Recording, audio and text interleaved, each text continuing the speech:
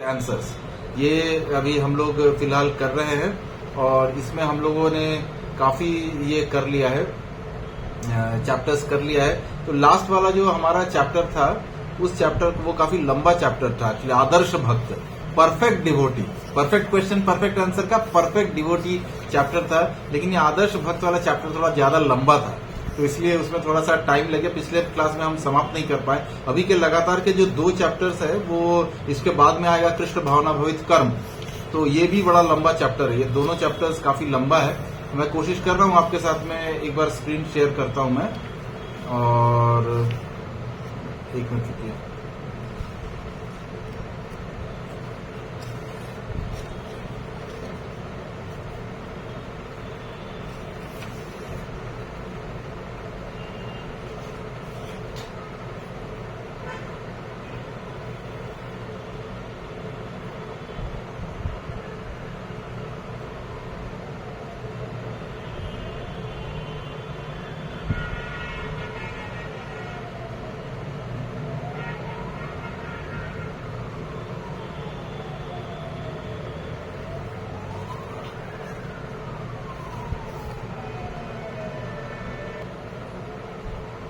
तो आप हम लोग इस चैप्टर में फिर से प्रवेश करते हैं और इसके पहले हम लोग एक बार श्रील प्रभुपाद का प्रणाम मंत्र करते हैं, उनको प्रणाम करेंगे और उसके बाद हम लोग इस चैप्टर में प्रवेश करेंगे।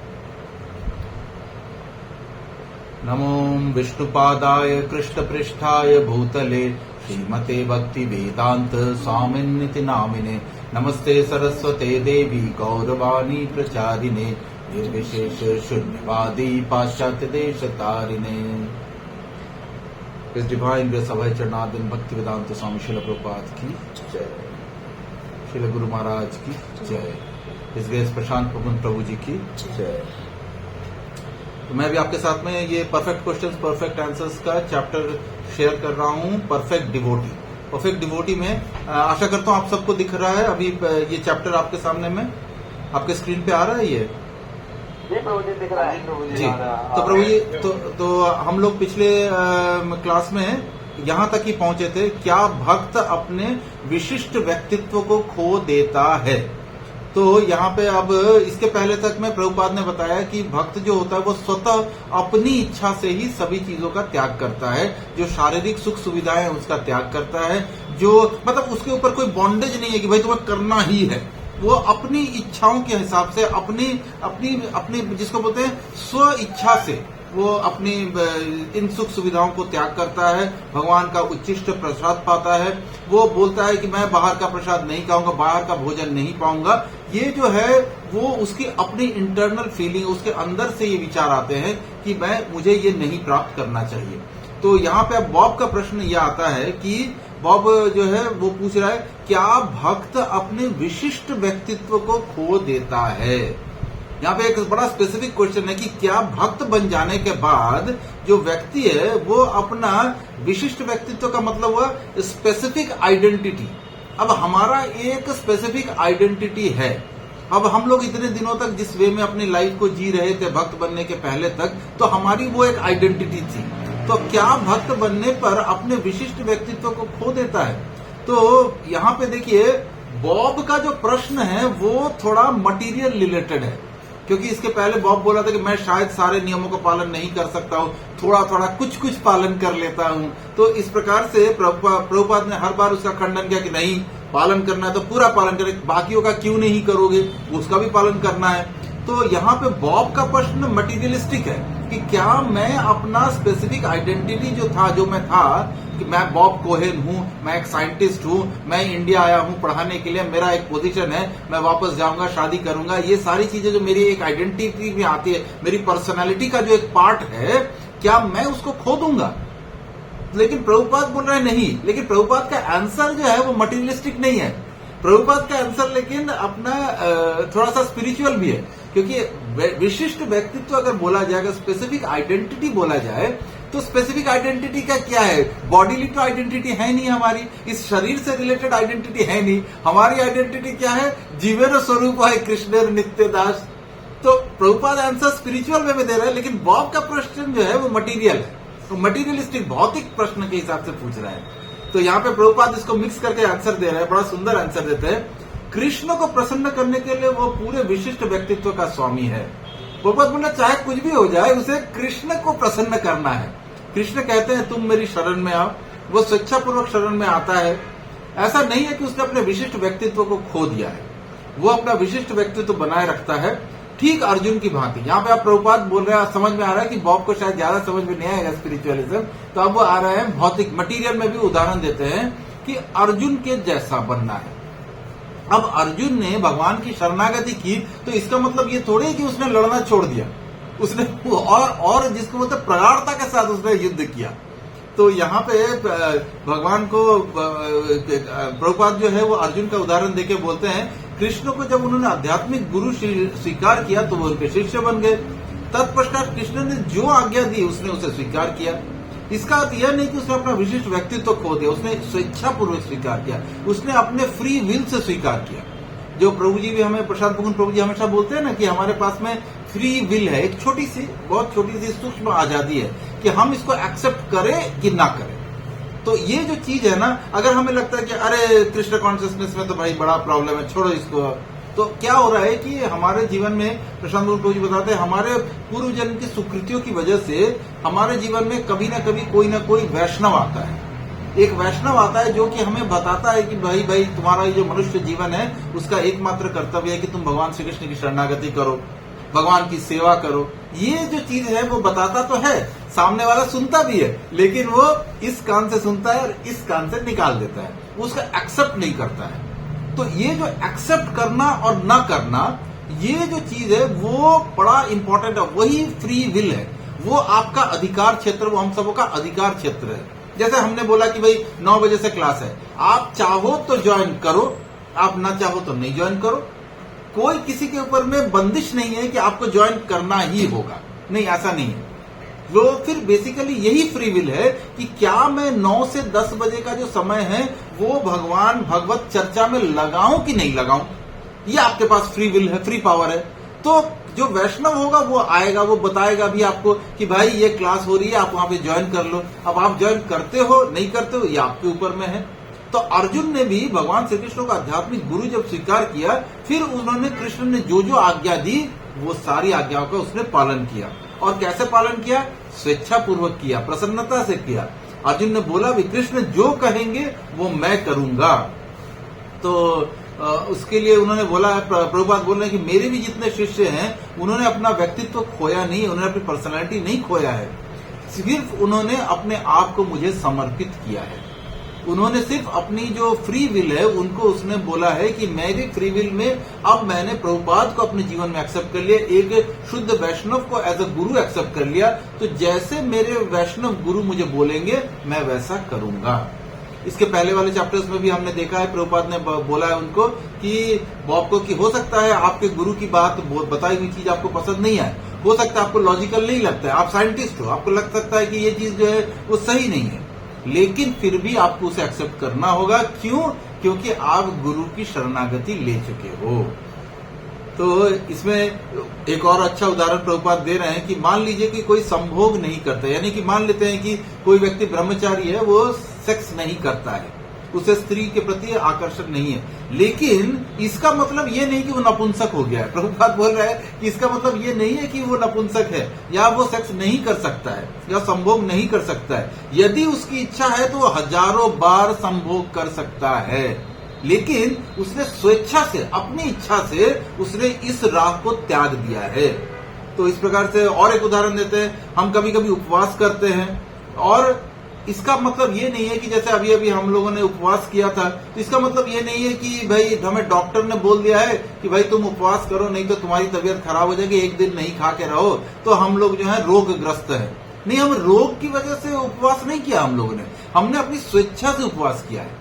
अभी हमारे सामने में जून में निर्जला एकादशी आएगी, उसमें हम लोग जल भी नहीं लेंगे। अब ये क्या है? अब ये निर्जला एकादशी, अगर हम इस्कॉन में आने के पहले तक तो हमें पता ही नहीं था, हम तो जल पीते ही थे।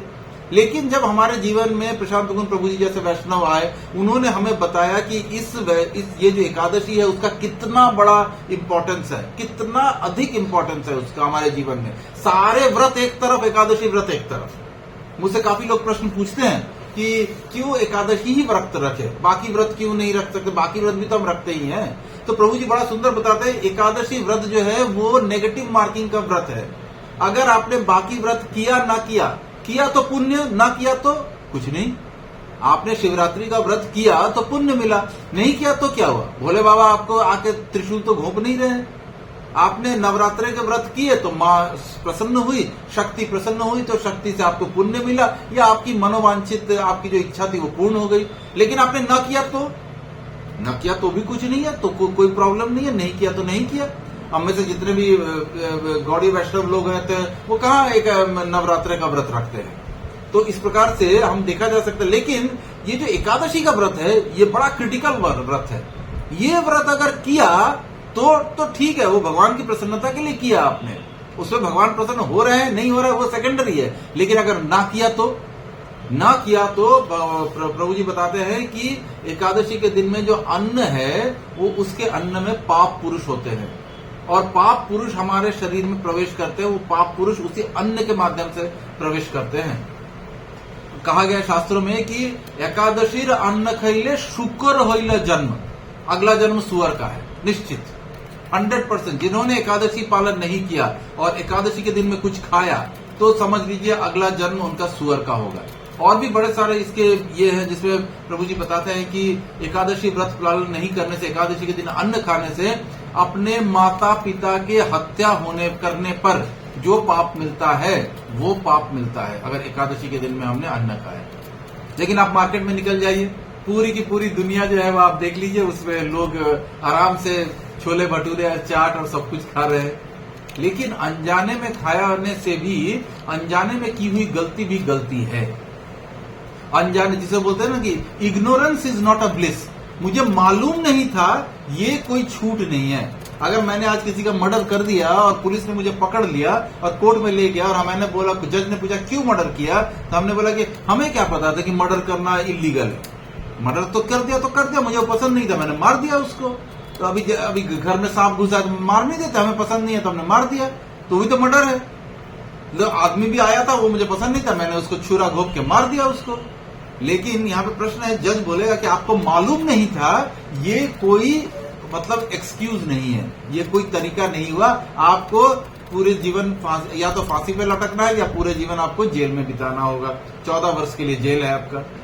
तो ये चीज हम देख सकते हैं कि जो भौतिक संसार के जो मनुष्य द्वारा निर्मित नियम है, कानून है, वो तक इग्नोरेंस को नहीं मानती है, मतलब इग्नोरेंस को कोई सॉल्यूशन नहीं बोलती है। तो फिर जो भगवान का अखिल ब्रह्मांड नायक का बनाया हुआ नियम है, जो कि इस पूरे ब्रह्मांड की सृष्टि को चला रहा है, हम ये कैसे सोच ले कि हमें उसका प्रतिकार नहीं होगा, हमें उसका असर नहीं मिलेगा। यहाँ की पुलिस, यहाँ की जो प्रशासन है, हम चाहे कोई गलत कार्य करके आ भी गए तो यहाँ की पुलिस को हम एक बार के लिए धोखा देके बच सकते हैं, सरकार को धोखा देके बच सकते हैं। लेकिन भगवान श्री कृष्ण जिनके हमारे हर कर्मों के 13 साक्षी खड़ा करके रखे हुए विटनेस हैं, ये आकाश विटनेस है, ये हवा विटनेस है, जल विटनेस है, अग्नि विटनेस है, ये पृथ्वी विटनेस है। कहाँ करेंगे हम गलत कार्य? हम जो भी गलत कार्य करेंगे उसके 13 विटनेसेस है, इस प्रकार के 13 विटनेसेस का शास्त्र में वर्णन है। वो सब साक्षी देंगे कि ये आदमी कल्प्रिट है, इसने गलती की है, ये दोषी है। तो इस प्रकार से हम देख सकते हैं कि भगवान के न्याय से हम नहीं बच सकते हैं। भले देश और समाज के कानून से हम बच जाएं, लेकिन भगवान के न्याय से हम नहीं बच सकते हैं। तो प्रभुपाद यहाँ पे बोल रहे हैं कि हमें स्वेच्छा से हमने ये सब कुछ एक्सेप्ट किया। मैं खा नहीं सकता, किंतु हम स्वेच्छा से उपवास करते हैं। तो अब यहाँ पे बॉब थोड़ा थोड़ा अब अपने डायरेक्शन में सोच रहा है कि क्या शरणागत व्यक्ति अपनी व्यक्तिगत रुचियां रख सकता है? मतलब अब बॉब बोल रहा है कि जो भक्त बन जाने के बाद भी मेरी कुछ पर्सनल इंटरेस्ट की चीजें हैं। अब जैसे उदाहरण के लिए मान लीजिए कि मेरी बड़ी पर्सनल इंटरेस्ट है कि बहुत ज्यादा मुझे मूवी देखने का बड़ा शौक है। तो मेरा पर्सनल इंटरेस्ट है कि मैं मूवी देखता हूँ, मुझे हॉलीवुड की मूवी देखने का, इंग्लिश मूवी देखने का बड़ा शौक होता है, या हिंदी मूवीज भी जो आती है मैं सब देख लेता हूँ। तो मुझे मूवी देखने का बड़ा शौक है, मुझे स्पोर्ट्स का बड़ा शौक है। अगर आज टीवी पे मैच हो रहा है तो मुझे बड़ा शौक है, मैं वो देखता हूं। तो क्या एक बार भक्त बन जाने के बाद भी मैं अपनी पर्सनल इंटरेस्ट को रख सकता हूं? तो प्रभुपाद बोलते हैं हाँ, पूर्ण रूप से रखो। तो बॉब बोलता है विभिन्न वस्तुओं के प्रति रुचि, मतलब अब बॉब बोल रहा है कि डिफरेंट जहां जहां मुझे इंटरेस्ट है, क्या उन सबों के प्रति मैं अपनी रुचि मेंटेन कर सकता हूं क्या? तो प्रभुपाद बोलता है हूं। अब प्रभुपाद बोल रहे हैं कि अच्छा, इसका मतलब है कि प्रभुपाद आप बोल रहे हैं कि अब वो किस पॉइंट पे जा रहा है, क्या वो अपनी व्यक्तिगत रुचियां तथा अरुचियां रखता है? तो प्रभुपाद बोलते हैं हाँ, वो प्रत्येक वस्तु रखता है। जब वो भक्त बन जाता है, आप और हम कोई भी भक्त बन जाए, तो हमारी रुचि जो होगी वो सब पहले वाली तो रहेगी, लेकिन धीरे धीरे होता क्या है कि हमारा जो जिसको बोलते हैं ना कि इम्पोर्टेंस या प्रायोरिटी, यहाँ पे देखिए प्रभुपाद भी बोल रहे हैं प्राथमिकता, कृष्ण को प्राथमिकता देने लग जाता है, वो देता है। भक्त में यही क्वालिटी है। ऐसा नहीं है कि भक्त बन जाने से हम एकदम इस दुनिया से अलग हो गए हैं, हमें सब कुछ ये कर दिया है, हम तो एकदम छोड़ो घर द्वार चलो हरिद्वार, ऐसा नहीं है। प्रशांत मुकुंद प्रभु जी बोलते हैं ना कि भाई यहीं पे रहना है, यहीं पे सब कुछ करना है, लेकिन प्रायोरिटी क्या है? प्रायोरिटी भगवान श्री कृष्ण है। अगर आपका प्रशांत मुकुंद प्रभु जी की कोई आश्रय क्लास हो रही है और उसी दिन आपको किसी शादी में जाना है, तो अब आपके पास चॉइस है, फ्री विल है कि आप क्या चूज करोगे।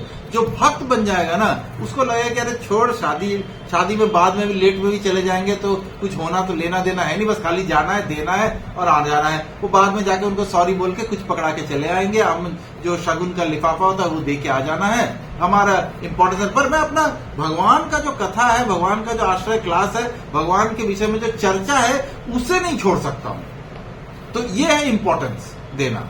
तो भक्त जो होता है वो पता है उसे कि उसे कृष्ण को इम्पोर्टेंस देना है। मान लीजिए प्रभुपाद बोल रहे हैं कि मान लीजिए कि मुझे यह रुचिकर लगता है, किंतु कृष्ण कहते हैं कि तुम इसका उपयोग नहीं कर सकते हो।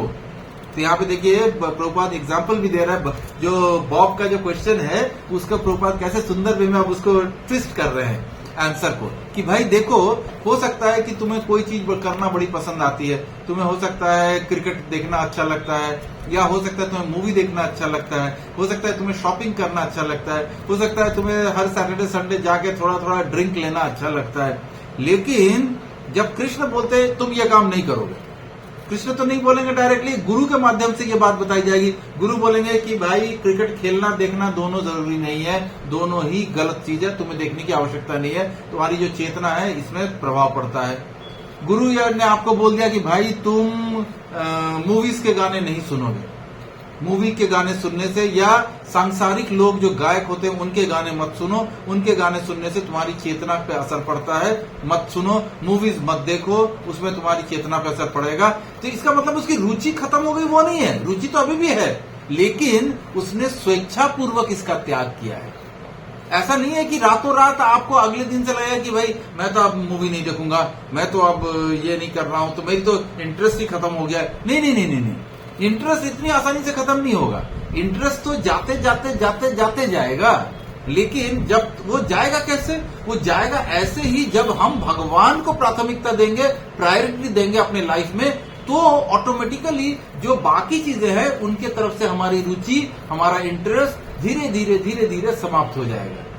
तो आप में से बहुत सारे भक्त हैं यहाँ पे, जैसे हमारे साथ में यशस्वी निताई प्रभु जी बैठे हुए हैं, नवीन प्रकाश प्रभु जी इस ग्रुप में अभी सुन रहे हैं। ये सारे भक्तों से आप इनका पर्सनल एक्सपीरियंस आप सुन सकते हैं। ये लोग रातों रात तो भक्त नहीं बन गए और इनका इंटरेस्ट भी पहले था, लेकिन आज के दिन में इनका इंटरेस्ट नहीं है इन सब किसी दूसरी चीजों में।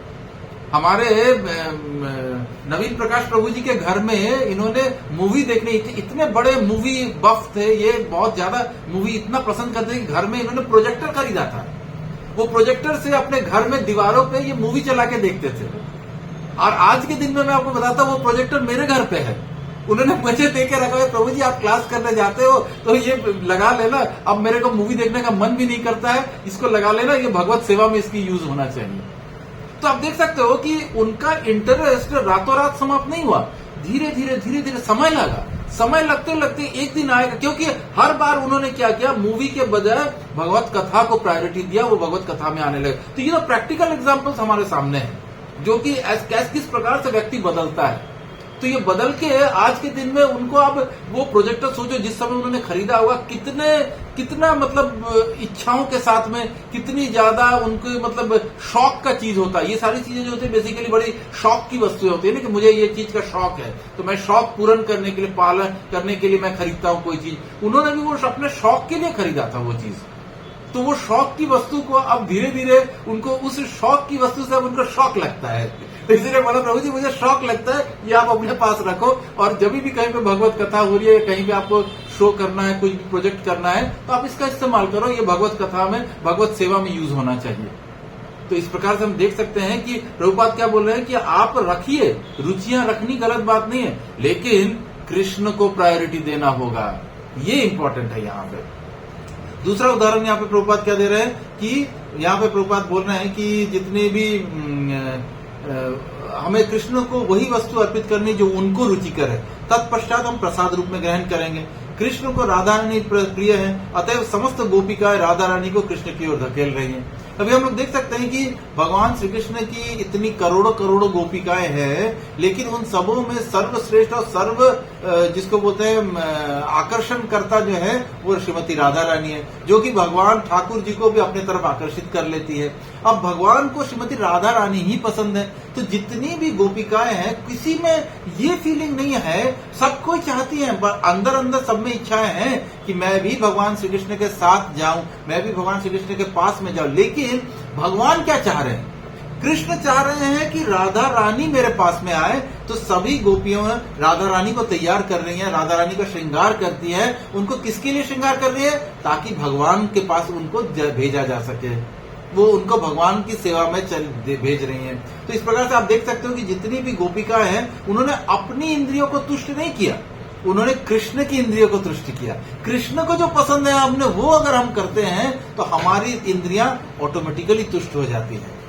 तो इस प्रकार से कृष्ण बोलते हैं कृष्ण को यह प्रिय है, मुझे उनको यह देना चाहिए। अब बॉब बोलता है कि अच्छा चलो इतना तक तो मैं समझ में आ गया इंटरेस्ट वाली बात, लेकिन अब जैसे प्रसाद है, जो प्रसाद है भगवान का प्रसाद है, वो कुछ प्रसाद मुझे अच्छा लगता है, कुछ मुझे बिल्कुल अच्छा नहीं लगता है। तो प्रशांत मुकुंद प्रभु जी बड़ा सुंदर बोलते हैं कि जब तक आप में ये फीलिंग आएगी ना कि भाई भगवान का प्रसाद है, इसमें थोड़ा नमक कम था, थोड़ा सा ना यार बड़ा फीका था, वहां का जो प्रसाद था ना, वहां पे गए थे कथा में, वो प्रसाद अच्छा नहीं था, और यहाँ का प्रसाद बड़ा अच्छा, यहाँ पे आए तो प्रसाद बड़ा अच्छा लगा, बड़ा टेस्टी प्रसाद था यहाँ पे। तो ये जब तक आपके मन में ये विचार आता रहेगा कि हमारे मन में ये विचार आ रहा है कि कहाँ का प्रसाद टेस्टी है, कहाँ का प्रसाद टेस्टी नहीं है, तो समझ लीजिए कि हमने प्रसाद को समझा ही नहीं, उसके महत्व को समझा ही नहीं। क्यों? क्योंकि प्रसाद जो है वो भगवान का उच्चिष्ट है, भगवान को गया है, ऑफर होने के बाद आया है। हमें उसमें किसी भी प्रसाद में किसी भी प्रकार का नुक्स नहीं निकालना चाहिए, या उसको किसी के साथ कंपेयर नहीं करना चाहिए, क्योंकि एक बार प्रसाद बन गया तो वो दिव्य है, और दिव्य चीज अगर भगवान ने पा लिया है तो हमें उसको यथारूप पा लेना है, बिना अपने मुंह से कुछ भी करके ये सोचते हुए कि ये भगवान का आशीर्वाद हमें मिल रहा है। जब तक प्रसाद को हम लोग डिफरेंशिएट करेंगे, इसका मतलब हम प्रसाद को भी पदार्थ बुद्धि से सोच रहे हैं। प्रशांत मुकुंद प्रभु जी बोले ना, ये प्रसाद ग्रहण नहीं कर रहे हैं, ये पदार्थ ग्रहण हो रहा है। प्रसाद ग्रहण अगर होगा तो हमारी श्रद्धा, हमें अगर एक दाना भी मिल गया कहीं पे तो हमें लगेगा कि भाई बहुत हो गया, प्रसाद भगवान का उच्चिष्ट प्राप्त हो गया। आप खुशी से, आपका हृदय मतलब प्रफुल्लित हो जाएगा, आप में अष्ट सात्विक विकार उत्पन्न हो सकते हैं। जैसा शिव जी को जब प्रसाद प्राप्त हुआ तो उसमें जो चीज हो रहा था, नारद मुनि के यहाँ पे मुंह पे थोड़ा सा लगा हुआ था, वो पाके शिव जी नृत्य करने लग गए थे भगवान श्री कृष्ण का प्रसाद। इस प्रकार से हम देख सकते हैं कि प्रसाद जो है उसको प्रसाद फॉर्म में समझना बड़ा मुश्किल है। वैसे तो मटेरियल वे में ही हम लोग ज्यादातर रहते हैं, और हमें हमेशा लगता है कि वहां का प्रसाद बड़ा अच्छा था, यहाँ का प्रसाद बड़ा ये था, अरे वहां पे गए थे ना, वहां प्रसाद बनाना नहीं आता है उनको, सही से नहीं बनाया था। क्वांटिटी भी हम लोग क्वालिटी के साथ साथ क्वांटिटी भी करते हैं। अरे वहां पे गए थे प्रसाद थोड़ा कम पड़ गया, भाई ये तो सही नहीं हुआ, मतलब हमारा पेट नहीं भरा है। तो मतलब हम लोग प्रसाद को में भी क्वांटिटी एंड क्वालिटी का एनालिसिस कर रहे हैं। तो जब तक हम इस क्वांटिटी एंड क्वालिटी का एनालिसिस करते रहेंगे प्रसाद में, तब तक प्रसाद हम नहीं पा रहे हैं, हम पदार्थ ही पा रहे हैं। भले हम कितना भी हमें लगे कि हाँ हमने तो भगवान को भोग लगा दिया, हमने तो पा लिया, तो ये बड़ी डिफिकल्ट है। सच बोला जाए तो ये प्रसाद भाव से प्रसाद को पाना ये कोई आसान बात नहीं है। It is one of the most difficult thing to happen.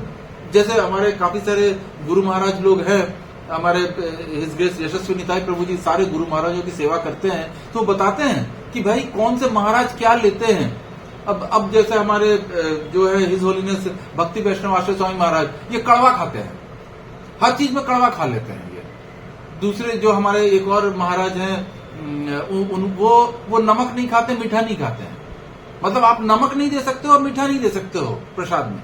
तो सोचो मतलब कि उस चीज को भी वो बड़े चाव से खाता है। क्यों? क्योंकि वो भगवान को ऑफर्ड है, तो भगवान को ऑफर यानी प्रसाद। ये सारे जितने भी महाराज लोग हैं ना, ये लोग पदार्थ बुद्धि से बाहर निकल चुके हैं। अरे उनको तो छोड़ो, हमारे प्रशांत मुकुंद प्रभु जी भी पदार्थ बुद्धि से बाहर है। प्रशांत मुकुंद प्रभु जी का आप कुछ भी खिला दो ना खिलाओ, उन्हें कोई फर्क नहीं पड़ता है। थोड़ा सा दे दो मत दे दो, कोई फर्क नहीं पड़ता है। आप 56 भोग रखो, आधे से ज्यादा को तो प्रणाम करके वापस कर देंगे। तो आप देख सकते हो बेसिकली ये जो चीज है ना, ये क्या है कि प्रसाद बुद्धि डेवलप होनी पड़ती है कि ये भगवान ने पाया है, भगवान के मुख से मुख का जो ये है, उनके जो भगवान का जो लार है वो बेसिकली उसमें मिला हुआ है। ये हमारे लिए आशीर्वाद है, ये भगवान का आशीर्वाद हमें प्राप्त हो रहा है। तो इससे अच्छी चीज कुछ नहीं हो सकती है। तो इसमें कोई भी रुचि अथवा अरुचि नहीं हो सकता है, और यही पूर्णता है। देखिए यहाँ पे आप प्रभुपाद भी बोल रहे हैं कि आपको ऐसा नहीं करना चाहिए, पूर्णता यही है। कृष्ण को जो अर्पित किया गया उसे आप स्वीकार कर लीजिए। तो ये इस प्रकार से कि अगर आप जब तक आप भेद करते हैं, आपको प्रसाद के महत्व को नहीं समझा। कोई अरुचि नहीं, जो कुछ भी कृष्ण को रुचि करे वो ठीक है। जो कृष्ण को पसंद है वो अगर आपने प्रसाद में आया है हमारे पास में, तो हम उसको एक्सेप्ट कर सकते हैं। अब एक भक्त है, वो बोल रहा है, वही देखिए फिर से वापस आ रहा है। एक भक्त वहां पे फाइनली उसने पदार्थ वाली बात पूछी थी कि अगर कोई कुछ पका रहा है और वो बड़ा अच्छा नहीं पकाना आता है, उसको स्वादिष्ट नहीं बना पाता है वो, तो प्रभुपाद बोलते हैं नहीं, यदि वो भक्ति पूर्वक बनाया गया है तो वो कृष्ण को रुचिकर होगा। क्यों? क्योंकि कृष्ण तो पदार्थ पा ही नहीं, तो भक्ति पा रहे हैं ना, भक्ति को निकाल ले रहे हैं उसमें से, तो कृष्ण को प्रसाद पसंद आएगा। और उदाहरण कौन सा दे रहे हैं? बड़ा सुंदर उदाहरण दे रहे हैं महाभारत का, विदुर का। विदुर के घर में जब भगवान श्री कृष्ण पहुंचे तो विदुर इतने भाव में, इतने ज्यादा उनकी भक्ति में लीन हो गए कि भगवान को ऑफर क्या कर रहे हैं? केले के छिलके खोल रहे हैं और केले को बाहर फेंक देते हैं, छिलका भगवान को दे रहे हैं। क्योंकि उनको पता ही नहीं है कि वो दे क्या रहे हैं। उनको सिर्फ सबकॉन्शियस माइंड में उनको लग रहा है कि शायद इसका छिलका उतार के दिया जाता है, लेकिन देते समय ये भूल ही जा रहे हैं कि केला देना है या छिलका देना है। केले को बाहर फेंक रहे हैं और छिलका भगवान को दे रहे हैं। और भगवान को भी देखिए, भगवान ने एक बार भी टोका नहीं विदुर को। अरे विदुर कर क्या रहे हो? केला क्यों फेंक रहे हो? केले तो दो मुझे। भगवान ने एक बार भी नहीं रोका। भगवान क्या खा रहे हैं? छिलके खा रहे हैं। हाँ, दुर्योधन की मेवा छोड़ी, साग विदुर घर खायो। तो यहाँ पे प्रशांत मुकुंद प्रभु जी भी बड़ा सुंदर बताते हैं कि भगवान 3 कंडीशन में खाते हैं। जब दुर्योधन ने भगवान से पूछा कि आपने हमारे यहाँ का 56 भोग नहीं खाया, राजसी खाना था, आपके लिए स्पेशल मैंने आइटम बनवाया था, वो तो आपने खाया नहीं। और वहां पे चले गए विदुर के घर में जहाँ पे कुछ है नहीं, विदुरानी को के पास में पैसे नहीं है कुछ बनाने के लिए, साग बना के उबाल के आपको खिला रही है, वो आप बड़े चाव से खा रहे हो। तो भगवान ने उत्तर दिया कि मैं 3 कंडीशन में खाता हूँ। कौन से 3 कंडीशन है? पहला कंडीशन था, भगवान क्या बोलते हैं कि व्यक्ति खाता है जब अभाव होता है, किसी चीज का अभाव है। मेरे पास अगर भोजन नहीं है तो मेरे पास अभाव है ना भोजन का, तो अभाव में लोग कहीं से कुछ भी मिल जाए तो आदमी खा लेता है, तो अभाव में खाता है। तो ना तो मेरे पास कोई अभाव है, क्यों? क्योंकि मैं तो अखिल ब्रह्मांड नायक हूं, मेरे पास किसी चीज का अभाव नहीं है। तो मेरे पास अभाव नहीं है था तो मैं खाया नहीं। दूसरा है प्रभाव में खाता है, यानी कि उसे खाने के लिए किसी के पास भी जाता है तो उसका जो खिलाने वाला है उसका प्रभाव है, अब उसका वर्चस्व इतना बड़ा है, इतना बड़ा आदमी है, बड़े आदमी के घर में आपको बुलाया गया है, तो भाई चलो ठीक है, मैं वहां पे गया हूं, उसके प्रभाव में आके व्यक्ति खा लेता है। तो भगवान बोलते हैं दुर्योधन को कि भाई तुम्हारा मेरे पे कोई प्रभाव नहीं चलता है, तुम्हारा कोई, जिसको बोलते हैं ना फोर्सफुलनेस, या तुम्हारा मेरे के ऊपर में कोई, क्योंकि तुम भक्त नहीं हो। और आखिरी में भगवान बोलते हैं भाव। तो अभाव, प्रभाव और भाव, यानी कि तुम्हारा भाव क्या है? दुर्योधन का भाव ये था कि मैं राजा हूं, मैं राजा का बेटा हूं और अगला राजा मैं ही हूं, देखो मेरा ऐश्वर्य देखो कृष्ण, ये तुम खाओ, तुम्हारे लिए स्पेशल बनवाया है मैंने।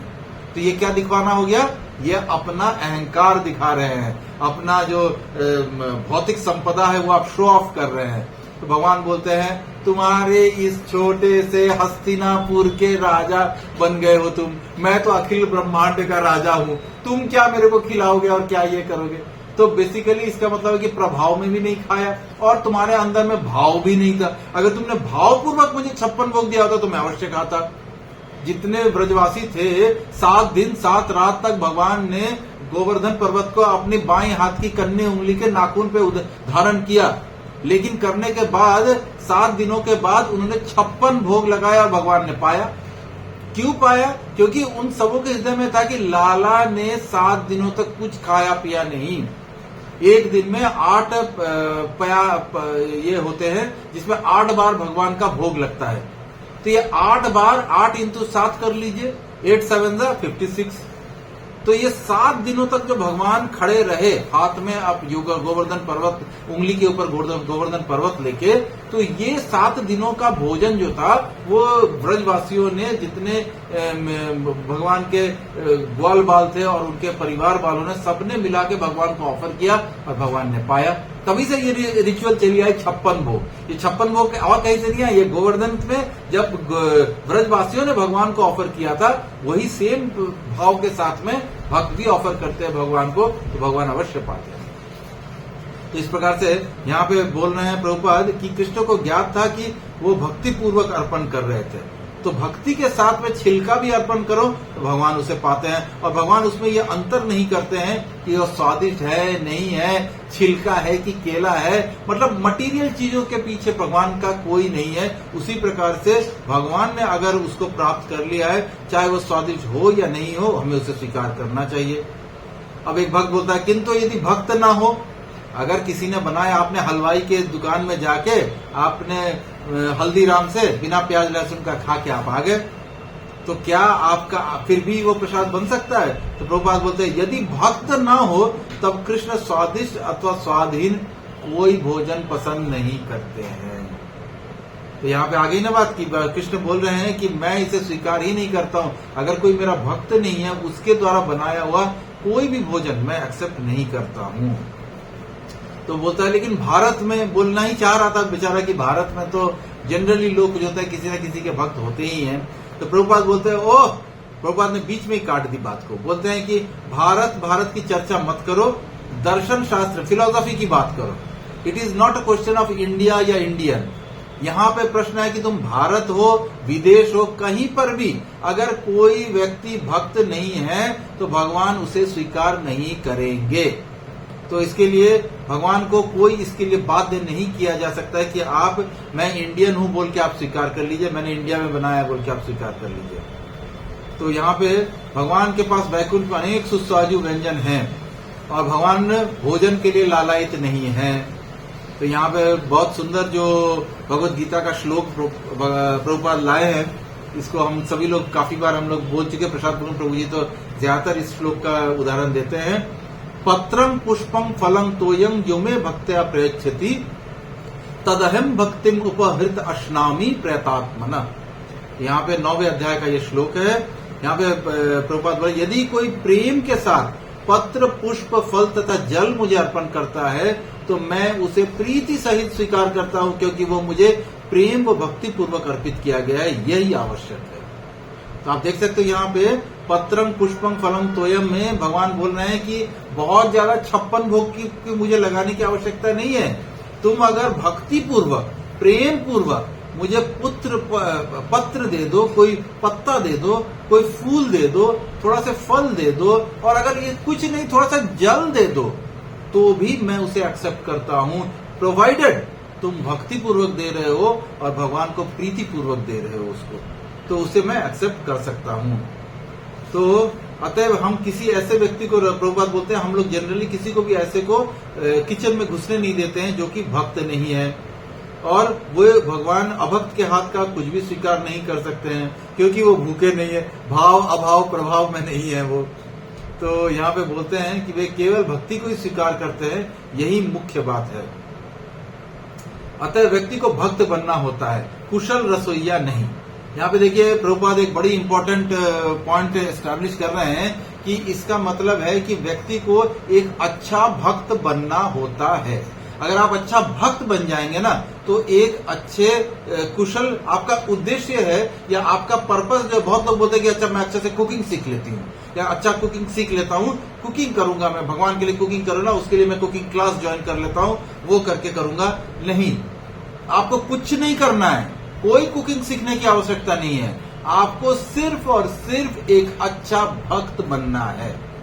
अगर आप एक अच्छा भक्त बन जाएंगे तो ऑटोमेटिकली ये कंफर्म है कि आप एक अच्छे कुक बन जाएंगे, एक कुशल रसोइया बन जाएंगे। एक भक्त बनने से आप में सारी अच्छाइयां आ जाती है। आपको किसी के लिए अलग से ट्रेनिंग की जरूरत नहीं। अब आप बोलोगे ऐसा कैसे होता है, मैंने तो कभी खाना नहीं बनाया था, फिर मैं कैसे अच्छा रसोई बना सकता हूँ, मैं कैसे भगवान के लिए अच्छे व्यंजन बना सकता हूँ। तो इसका जो नॉर्मल ये है, क्या नाम है, प्रैक्टिकल देखिए, उदाहरण देखिए कि अगर एक लड़की का विवाह हो जाता है, जब तक सपोज माता पिता के घर में जब तक थी तब तक वो मैगी तक बना सकती थी। आजकल तो मैगी बना लेते हैं, सारे जितनी भी कन्याएं हैं वो मैगी बना लेती है, तो मैगी बनाती थी। लेकिन उसके बाद उसका विवाह हो जाता है और वो अपने पति के घर पे चले जाती है और अपने ससुराल में उसको पति को भी प्रसन्न करना है। तो धीरे धीरे धीरे धीरे उसके मन में विचार क्या है कि मुझे मेरे पति को प्रसन्न करना है, पति के घर के जितने परिवार वाले हैं उनको भी प्रसन्न करना है। तो वो अपने आप YouTube में देख के, किसी से पूछ के, अपनी माँ से पूछ के, हर तरह से पूछते पाछते, क्यों पूछ रही है? क्योंकि उसका पर्पस क्या है, मुझे एक अच्छा व्यंजन बनाना है मेरे पति को प्रसन्न करने के लिए, मेरे ससुराल वालों को प्रसन्न करने के लिए। तो जैसे ही उसका विचार में अपने पति ससुराल वालों को प्रसन्न करने का विचार आएगा तो ऑटोमेटिकली वो सारी जितने जो रसोई बनाने के जो तरीके हैं वो सब उसको आ जाएंगे। वो उसमें ऑटोमेटिकली इंटरेस्ट आ जाएगा, वो डिफरेंट डिफरेंट चीजें पढ़ेगी, अच्छे अच्छे रसोई बनाने की पुस्तक पढ़ लेगी, जो YouTube से देख लेगी, दो चार लोगों से अपने जो माता जी है, अपनी माँ से, अपनी दादी से, अपनी नानी से, या अपने मतलब जिसको बोलते हैं मायके वालों की तरफ से, सबों से थोड़ा थोड़ा टिप्स ले लेगी। अच्छा ऐसा करके ना ऐसा कर देना, बड़ा टेस्ट हो जाता है। तो वो क्यों करेगी ऐसा? वो इसलिए कर रही है क्योंकि उसे अपने पति को, अपने ससुराल वालों को प्रसन्न करना है। ठीक उसी प्रकार से अगर हमारे मन में भी ये बात आ जाए कि भक्त बनने का मतलब है कृष्ण की प्रसन्नता के लिए सब कुछ करना, अगर हमारे मन में ये विचार है कि हमें कृष्ण को प्रसन्न करना है, हम सब अच्छा कुक बन जाएंगे, हम सब ऑटोमेटिकली अच्छा कुक बन जाएंगे। इसके लिए कुकिंग सीखने की आवश्यकता नहीं है। इसके लिए आवश्यकता क्या है? बेसिक रिक्वायरमेंट है कि हम भगवान के अच्छे भक्त बने।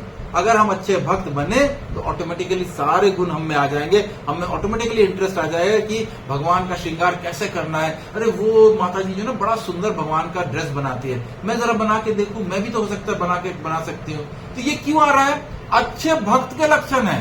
आपको भगवान को प्रसन्न करना है तो आप अच्छा भक्त बनिए, तो आप सब बना सकते हैं, सब कुछ कर सकते हैं।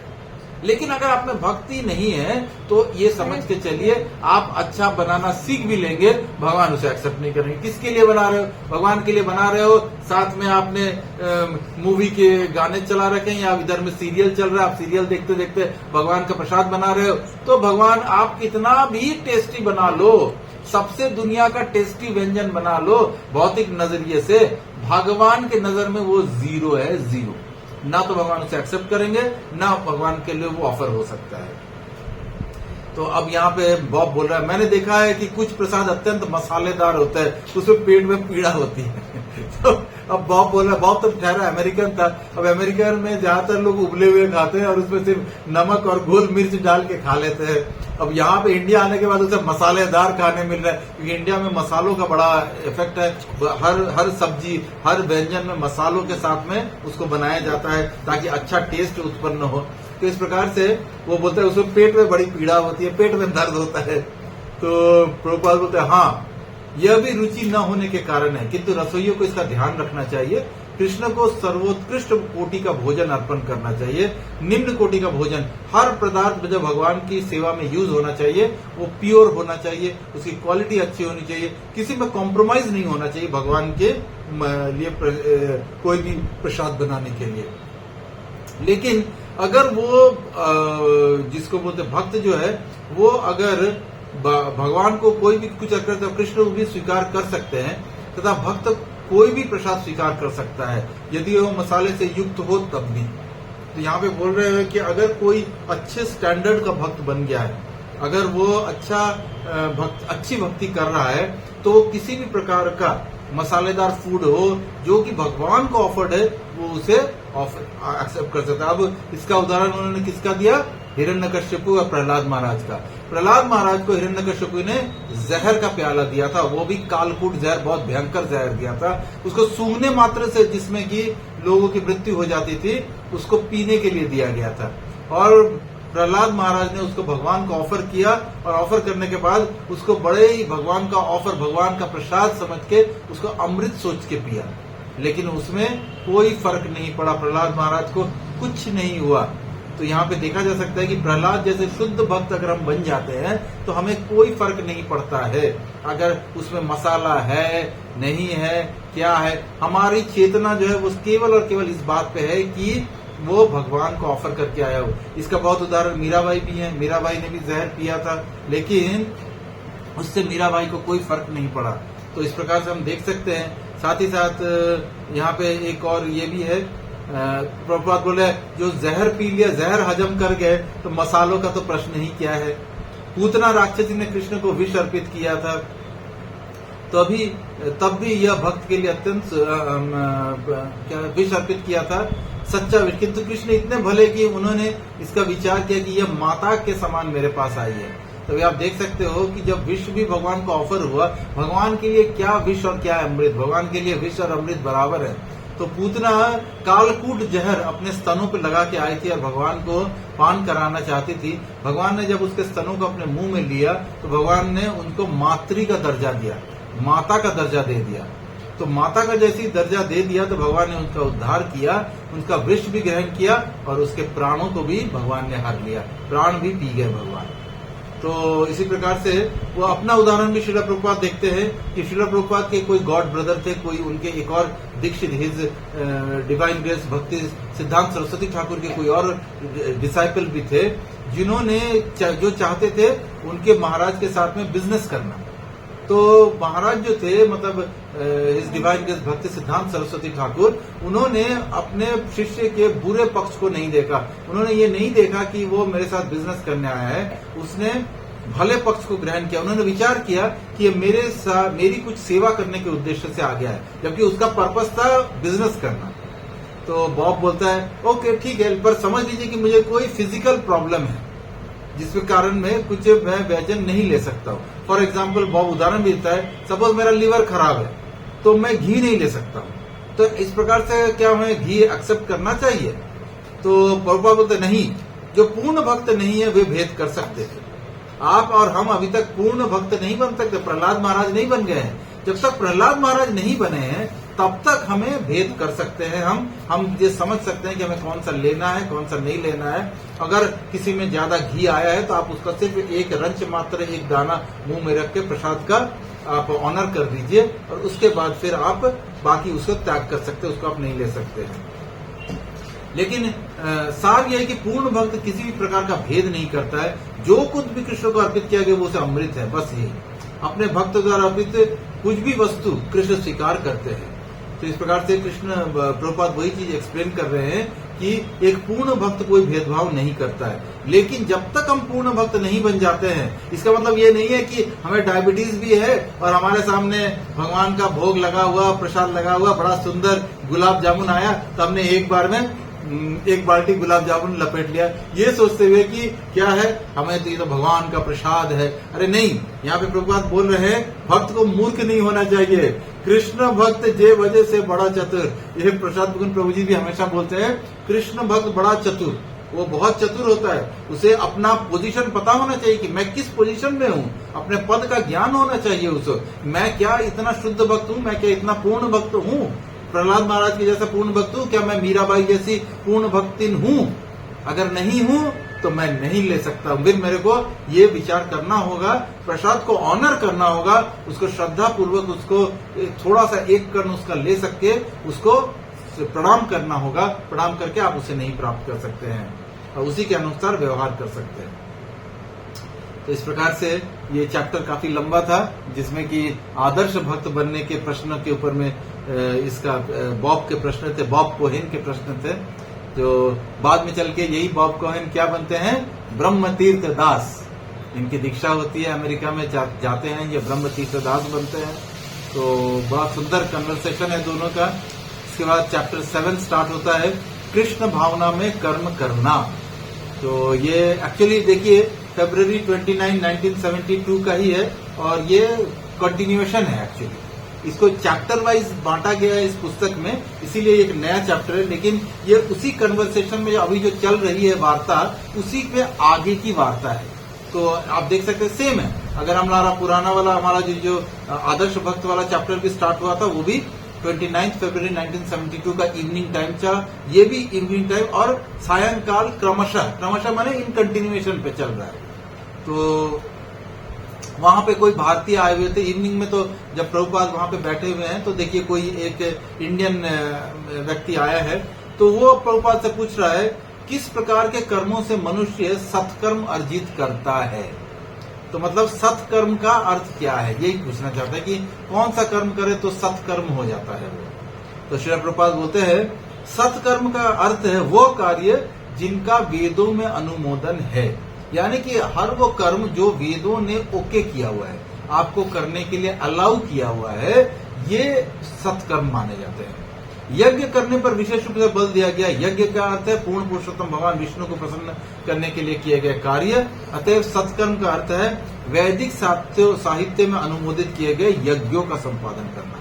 तो सत्कर्म का मतलब ये होता है कि हमारे वेदों में, हमारे शास्त्रों में जिस प्रकार के यज्ञों के बारे में कहा गया है यज्ञ करने के लिए। अब देखिए यज्ञ का मतलब ना, हम लोग जैसे यज्ञ पद सुनते हैं तो हमें हमेशा समझ में आता है कि कोई पंडित बुलाना होगा, उसमें एक वेदी बनानी होगी, उसमें घी डालना होगा, लकड़ी डालना होगा, अग्नि करना होगा और धुआं करना होगा। प्रशांत गुप्ता जी बोलते हैं ना, उधर में पंडित जी बोलते हैं स्वाहा स्वाहा, पीछे वाले धुआं से बोलते हैं आंख मलते मलते आहा आहा। तो लोगों को ज्यादातर यज्ञ का मतलब यही समझ में आता है। लेकिन कलयुग में जो यज्ञ है, जैसे सबसे बड़ा यज्ञ कलयुग में कौन सा है? संकीर्तन यज्ञ। संकीर्तन करना, संकीर्तन में आग नहीं जलानी पड़ती है। और एक तो कलयुग में आप शुद्ध आग जला नहीं सकते हो, न शुद्ध लकड़ी है, न शुद्ध घी है, न शुद्ध हवी है, न उसमें उसको करवाने वाले अपने पुरोहित है, जिसको ऋत्विक है, ऋत्विक भी नहीं है सही। आप कहां से यज्ञ पूर्ण कर सकते हो? परंतु वेदों में जो भी किया गया है, कर्म किया गया है, उसको यज्ञ के फॉर्म में करने को बोला गया है। और यज्ञ का अर्थ होता है भगवान पुरुषोत्तम विष्णु को प्रसन्न करना, यानी भगवान श्री कृष्ण को प्रसन्न करना, टू बी प्रिसाइज। तो भगवान श्री कृष्ण को प्रसन्न करने के लिए जो भी कार्य होते हैं वो सत्कर्म में अंतर्गत आ सकते हैं। जिनके कार्य प्रशासन को संतुष्ट करना है वही एक अच्छा तथा नियम पालन करने वाला नागरिक होता है। अब यहाँ पे प्रभुपाद एक एग्जाम्पल दे रहे हैं कि वो एक अच्छा सिटीजन कौन है, जो प्रशासन है, यानी कि जो कि गवर्नमेंट है, गवर्नमेंट के रूल्स एंड रेगुलेशंस को फॉलो करता है, वो बेसिकली अच्छा नागरिक माना जाता है। अतः परमेश्वर भगवान विष्णु को प्रसन्न करना ही सत्कर्म है। दुर्भाग्यवश आधुनिक लोगों को यह ज्ञात नहीं कि पूर्ण पुरुषोत्तम भगवान कौन है। फिर उन्हें प्रसन्न करने के विषय में तो क्या कहना है, 99% को तो यही पता नहीं है कि भगवान कौन है। तो फिर उनको प्रसन्न क्या करना, उनके लिए तो खुद को प्रसन्न कर ले, यही बहुत बड़ी बात है। अपने आप की प्रसन्नता के लिए, अपनी इंद्रियों को प्रसन्न करने के लिए वो अब सारे कार्य कर रहे हैं। तो इसलिए जो अपनी इंद्रियों को और बिना वेदों के आदेशों के हिसाब से कर्म करते हैं वो केवल दुष्कर्म ही कर रहे हैं, सत्कर्म तो नहीं करते हैं, वो सिर्फ और सिर्फ दुष्कर्म कर रहे हैं, अतः कष्ट भोग रहे हैं। वे ऐसे अंधे हैं जो अन्य अंधों का नेतृत्व कर रहे हैं, दोनों ही दुष्कर्मों द्वारा पीड़ित हो रहे हैं। यानी कि जो लीडर है वो खुद भी दुष्कर्म कर रहा है, जो उसके अंदर में उसके फॉलोअर्स हैं वो भी दुष्कर्म कर रहे हैं। तो जिसको प्रसाद मुकुंद जी बड़ा सुंदर बोलते हैं, लालची गुरु नहीं, नकली गुरु लालची चेला, दोनों नरक में ठेलम ठेला। तो ये वाला एकदम यही जो प्रभुपाद बोल रहे हैं, प्रशांत मुकुंद प्रभु जी एग्जैक्टली इसका ही रूपांतरण बताते हैं इस बात का, कि दोनों को ही बेसिकली पीड़ित होना पड़ेगा। तो ये समझना अत्यंत सरल है। यदि आप कुछ अपराध करते हैं तब आपको कष्ट होगा, यदि आप देश तथा जनता के हित के लिए करते हैं तो आपकी प्रशंसा होती है, कभी कभी आपको पदवी भी प्रदान करते हैं। ये सत्कर्म तथा दुष्कर्म है। अतः सत्कर्म का अर्थ है किसी भौतिक सुख का भोग करते हैं, तो आप किसी भौतिक सुख का भोग करते हैं। दुष्कर्म का अर्थ है आप भौतिक दुख से पीड़ित होते हैं, यानी कि हमारे जीवन में भौतिक सुख जितने भी आते हैं, हमारी गाड़ी हो गई, हमारा घर बन गया, हमारी अच्छी नौकरी मिल गई, हमारी सैलरी बड़ी अच्छी आ रही है, हमारी जितनी भी हमारी अच्छी शादी हो गई, हमारे अच्छे बच्चे हो गए, तो ये जितने भी चीजों से हमें प्रसन्नता मिल रही है ना, ये सारी चीजें बेसिकली भौतिक हमारा सुख जो प्राप्त करते हैं वो सत्कर्मों का प्रभाव है। या सत्कर्म का बेसिकली दूसरा हम लोग जो वर्ड यूज करते हैं पुण्य। सत्कर्म करोगे तो पुण्य प्राप्त होगा, और ये पुण्यों की वजह से हमारा जीवन जो है फिजिकली मटीरियली भौतिक वे में सुखी हो सकता है। और अगर हमारे जीवन में कोई दुख आ रहा है तो हमारे किए हुए दुष्कर्मों का प्रभाव है। जितने हमने दुष्कर्म किए हैं उसकी वजह से हमारे जीवन में दुख आते हैं। तो सत्कर्म से आपको अच्छे परिवार में जन्म होता है, आपका वैभव होता है, धन प्राप्त होता है, आप एक पढ़े लिखे विद्वान बनते हैं, सुंदर भी बनते हैं। दुष्कर्मों की वजह से ही लोग कुरूप भी होते हैं। यह भी बताया गया है कि अगर हमारे पुराने दुष्कर्मों की वजह से प्रभु जी ने बताया था कि स्किन का कलर देखने में सुंदर, कोई बहुत सुंदर होता है, कोई नहीं सुंदर होता है, कोई बहुत गोरा चिट्टा होता है, कोई गोरा चिट्टा नहीं होता है, काला होता है। तो ये जो स्किन कलर होते हैं, ये सारी चीजें जो हैं वो हमारी कर्मों के इफेक्ट्स की वजह से होती है। उस व्यक्ति के विषय में आपका क्या कहना है जिसे भगवान का अधिक बोध नहीं है किंतु, तो बॉब यहाँ पे प्रश्न पूछ रहा है कि उसके बारे में आप क्या कहेंगे जिसको भगवान का बोध नहीं होता है। तो प्रभुपाद क्या बोलते हैं, वो एक पशु है। सीधा एक लाइन में, वो एक पशु है जिसको भगवान का ज्ञान नहीं है, जिसे ये पता नहीं है कि उसके जीवन का उद्देश्य क्या है, वो क्या है, वो सिर्फ और सिर्फ 2 पांव पे चलने वाला जानवर है, एक पशु है। बॉब, अबोध लोगों के विषय में आपका क्या विचार है? अबोध लोग का मतलब हुआ कि जो ये इग्नोरेंस में जीते हैं, जिनको पता ही नहीं कि भगवान है, जिनको पता ही नहीं कि करना क्या है, जो अपने मनगढ़ंत वे में बना लेते हैं कि भाई ये करना अच्छा है, ये करना बुरा है। तो ये सारे लोग जो अपने अपने नियम बना के चलते हैं, उनके विषय में आपका क्या विचार है? जिनको आधा से ज्यादा लोग बोलते हैं ना, अच्छा आप लोग एकादशी रखते हो, अच्छा हमें तो किसी ने बताया नहीं, हमें मालूम नहीं है। अरे मालूम नहीं है का क्या मतलब है? मालूम नहीं होना कोई आपका एक्सक्यूज नहीं है, वो कोई छूट नहीं है कि मुझे मालूम नहीं है। तो प्रभुपाद बोलते हैं कि पशु अत्यंत अबोध होता है। प्रभुपाद ने पहले ही बार में बोल दिया कि वो जानवर है, वो एक पशु है। पशु जो होता है वो भी अबोध होता है, वो उसको भी किसी चीज का नॉलेज नहीं होता है। यदि आप उसका गला भी काट दे तो उसे विरोध नहीं करेगा। अतः बोध एक अत्यंत श्रेष्ठ योग्यता नहीं है। अबोध होना कोई बहुत बड़ी क्वालिफिकेशन नहीं है। आप बोल नहीं सकते कि मैं तो इनोसेंट था जी, मुझे तो पता ही नहीं था। अरे पता नहीं होना, इनोसेंट होना, ये कोई श्रेष्ठ योग्यता नहीं है, कि बहुत अच्छा क्वालिफिकेशन नहीं है। क्यों नहीं पता था? क्यों आपको ये चीज मालूम नहीं थी? आपको तब अतः आपको उनका गला काटने का अवसर प्राप्त होता है। पशु अबोध होते हैं, अतः अबोध बन जाना कोई बड़ी योग्यता नहीं है। हमें अत्यंत बुद्धिमान होना चाहिए और तब कृष्ण को समझ सकता है। एक अबोध अज्ञानी मूर्ख बन जाना श्रेष्ठ योग्यता नहीं है। सरलता ठीक है, किंतु व्यक्ति को मूर्ख नहीं होना चाहिए। यहाँ पे प्रभुपाद बड़ा क्लैरिटी के साथ बोल रहे हैं कि हमें सरल तो होना चाहिए, हमें सरलता होनी चाहिए, लेकिन मूर्ख नहीं होना चाहिए। हम बेवकूफ नहीं हो सकते हैं। तो यहाँ पे बॉब बोलते हैं, क्या आप मुझे पुनः बता सकते हैं कि बुद्धि क्या है? तो हमें लगता है कि 10 बज चुके हैं रात के। आप सबों का काफी समय, कल हम, या कल नहीं, इसके बाद वाला नेक्स्ट जो क्लास होगा हम यहाँ से लेंगे। ये बड़ा इंटरेस्टिंग टॉपिक है इसमें आगे चल के, जिसमें बॉब का क्वेश्चन है, क्या आप मुझे पुनः बता सकते हैं कि बुद्धि क्या है? यानी कि इसके पहले तक प्रभुपाद बोल रहे थे कि इंटेलिजेंट होना चाहिए। भक्त, कृष्ण भक्त बड़ा चतुर, बड़ा इंटेलिजेंट होता है। तो अब बॉब यही बोलता है कि इंटेलिजेंस क्या है, किस बात को इंटेलिजेंट बोले? क्योंकि बॉब तो सोचता था कि मैं ही बड़ा इंटेलिजेंट हूँ, मैं तो साइंटिस्ट हूँ, मैंने तो साइंस पढ़ा है, मैं साइंस की शिक्षा देता हूँ, तो मैं तो बड़ा इंटेलिजेंट हूँ। अब बॉब पूछ रहा है कि एक्चुअल इंटेलिजेंस क्या है? तो इसका भी प्रभुपाद इसका विस्तार से आंसर भी देंगे और फिर आगे बॉब का आगे इसके ऊपर में क्वेश्चन होगा, तो हम नेक्स्ट क्लास में लेंगे। तो अब हम आज का जो डिस्कशन है वो यहीं पे स्टॉप करते हैं। और आप सभी भक्तों का बहुत बहुत धन्यवाद कि आप लोगों ने ज्वाइन किया है। यदि आप में से किसी का कोई प्रश्न है तो मुझसे पूछ सकते हैं, और अगर मुझे आता होगा तो मैं अवश्य जवाब देने का प्रयास करूंगा। अगर मुझे नहीं आता होगा, आपके प्रश्न ज्यादा डिफिकल्ट होंगे, तो मैं अपने शिक्षा गुरु प्रशांत मुकुंद प्रभु जी से पूछूंगा, पूछ के आपका आंसर दूंगा। क्योंकि हमारे आचार्यों, हमारे शिक्षा गुरु सबों ने हमें यही सिखाया है, अपने मन से नहीं बोलना है। मन की जो बोलता है वो मंकी होता है। प्रशांत मुकुंद प्रभु जी का फेमस डायलॉग है, मन की जो बोलेगा वो मंकी होगा। तो हम मंकी नहीं बनना चाहेंगे। हम क्या बनना चाहेंगे? हम अच्छे भक्त बनना चाहेंगे। प्रशांत मुकुंद प्रभु जी के शिक्षा गुरु, दीक्षा गुरु और आचार्य परंपरा के अंदर में रहते हुए हम एक अच्छा भक्त बनने का प्रयास करेंगे। तो अभी आप में से अगर किसी का भी कोई प्रश्न है तो आप पूछ सकते हैं, तो मैं कोशिश करता हूँ उसके जवाब देने का आपको। हरे कृष्णा। हरे कृष्णा प्रभु जी, सादर प्रणाम। हरे कृष्णा। तो हमारे बीच में अंकिता माता जी आई हुई हैं। वह बहुत ही वरिष्ठ भक्त है। माता जी का जो शास्त्रों को पढ़ने का तरीका, समझने का, बड़ी स्क्रूटिनाइज करके पढ़ती है माता जी। ये सबसे अच्छी बात है। शास्त्र तो हम भी पढ़ लेते हैं, रीडिंग लगा लेते हैं। हम पढ़ते नहीं है, रीडिंग लगाते हैं। रीडिंग लगाना एक चीज है, लेकिन स्क्रूटिनी के साथ रीडिंग लगाना कि यहाँ पे क्यों कहा है प्रभुपाद ने ये चीज, क्यों इसका ये मतलब निकला।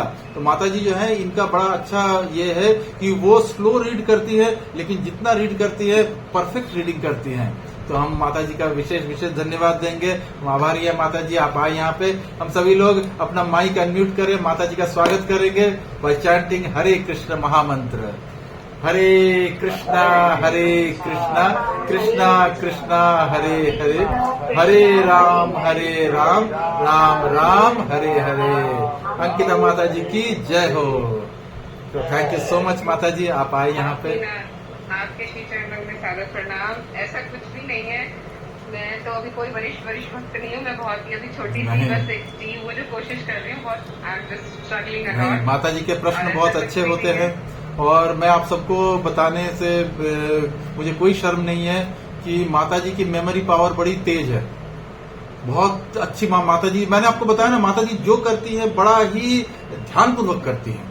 अब जैसे काफी बार होता है कि प्रभु जी ने मुझे बोला, अद्वैत गोसाई प्रभु जी आप जाइए वहां पे जाके एक कथा करके आइए। अब उस टॉपिक के बारे में कुछ चीज थी जो मेरे दिमाग में थोड़ी थोड़ी फ्लैश हो रही है कि प्रभु जी ने इस बारे में ये बोली थी। अब क्या बोली थी, कहाँ से बोली थी, अगर ये मुझे याद नहीं आती है तो मैं सीधा, मेरे लिए चैट जीपीटी है अंकिता माता जी, तो मैं माता जी को भेज देता हूँ, माता जी जरा ढूंढ के बताना ये प्रभु जी ने कहाँ बोला था, क्या बोला था। तो मेरी चैट जीपीटी अंकिता माता जी तुरंत बोलती है, प्रभु जी आज से 2 साल पहले प्रभु जी की इस कथा में ये था, मैं आपको अभी लिंक भेज दे रही हूँ, आप इसको सुन लो।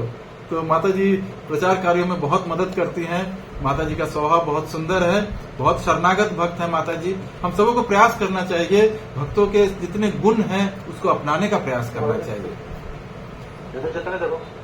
तो साथ ही साथ अभी अगर किसी का कोई प्रश्न है तो आप पूछ सकते हैं। और मैं बताना चाहूंगा कि कल आखिरी दिन है, कल 31 मई है।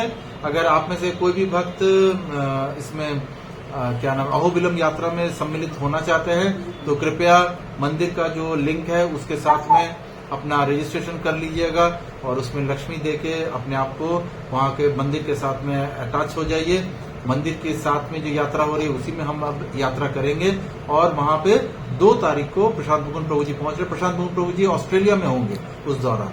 तो 30 को प्रशांत मुकुंद प्रभु जी इंडिया लैंड करेंगे, और 1 तारीख का शायद फ्लाइट लेंगे या 2 तारीख का फ्लाइट लेंगे प्रभु जी, लेके हमें ज्वाइन करेंगे प्रभु जी सीधा डायरेक्टली वहां पे अपना अहोबिलम में। तो वहां पे हम लोग, आप में से जो भी भक्त जाना चाहते हैं इसी प्रोसेस में चल सकते हैं प्रभु जी के साथ में। तो आपका अगर कोई आज के इसमें प्रश्न नहीं था तो फिर अब हम लोग क्लास को फिनिश करेंगे। हम सभी भक्तों एक बात बोल रही, मैंने तो आपको बस थैंक यू करने के लिए कहा था कि आपने मुझे बुला दिया कि मैं थोड़ा रीडिंग कर सकूँ। मैं थोड़ा लेट से ज्वाइन किया, और मेरे में ऐसी कोई क्वालिटी नहीं है। मैं सभी भक्तों को बोल रही हूँ, दादा बहुत बड़ा चढ़ा के बोल रहे हैं। वो एक बार का इंसिडेंस है, और बार तक मैं फेल हो जाती हूँ, मेरे को याद ही नहीं रहता कि कहाँ पे क्या बोला था। तो ऐसा कुछ भी नहीं है।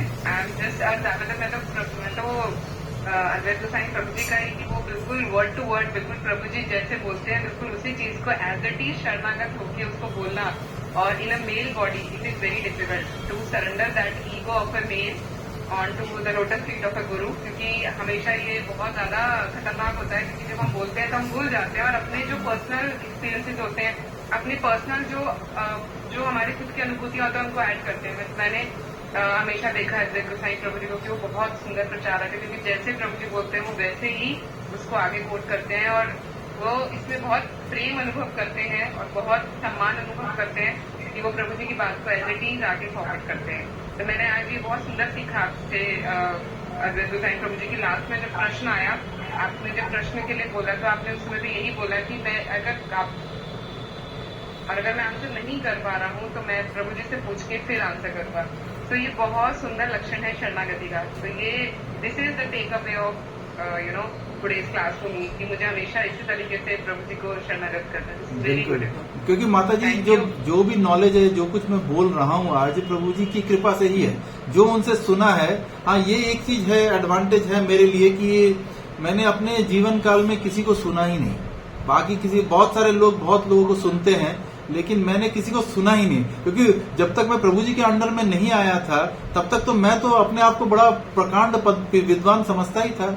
मुझे तो ये लगता था कि भगवान तो हमारी सेवा के लिए बने हैं ना, हमें कोई जरूरत होगा तो हम भगवान के पास जाएंगे, वरना भगवान की क्या जरूरत है, बाकी सब कुछ तो मैं खुद ही कर सकता हूँ। तो ये चीज जब ये हुआ, जब ये भ्रम टूटा, तो फिर क्वेश्चन यही आता है कि फिर तो अगर हमें कुछ भी, मुझे अध्यात्म के बारे में पता चला, भगवान के बारे में पता चला, अपने कृष्ण के भक्ति के बारे में पता चला, वो तो प्रभु जी की कृपा से ही है ना। वो तो प्रभु जी को ही मैंने सुना है, मैंने अपने जीवन में और किसी को सुना ही नहीं।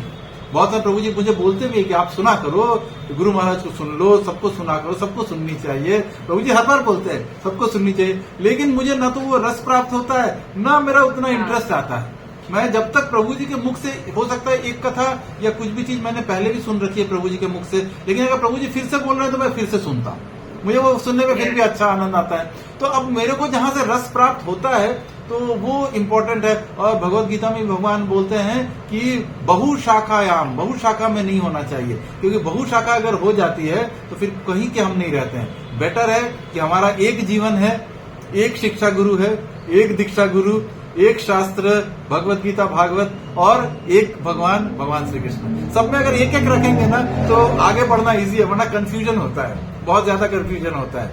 तो इसलिए तो ये अब अंत में ये बड़ा इम्पोर्टेंट है, मतलब ये पॉइंट जो दादा ने बोला, इसको ये जो है दिस इज केवल्य भक्ति।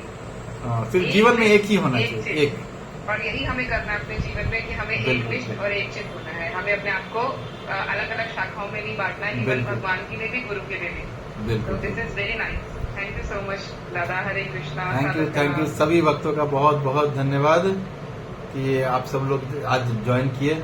हम लोग कोशिश करते हैं, फिर अब कल तो शायद नहीं हो पाएगा, तो परसों मंडे या ट्यूसडे के दिन में हम लोग कोशिश करेंगे फिर से एक बार मिलने का, और ये करके हम लोग एक बार महामंत्र का ये करते हैं, उच्चारण करते हैं, करके क्लास को विराम देंगे।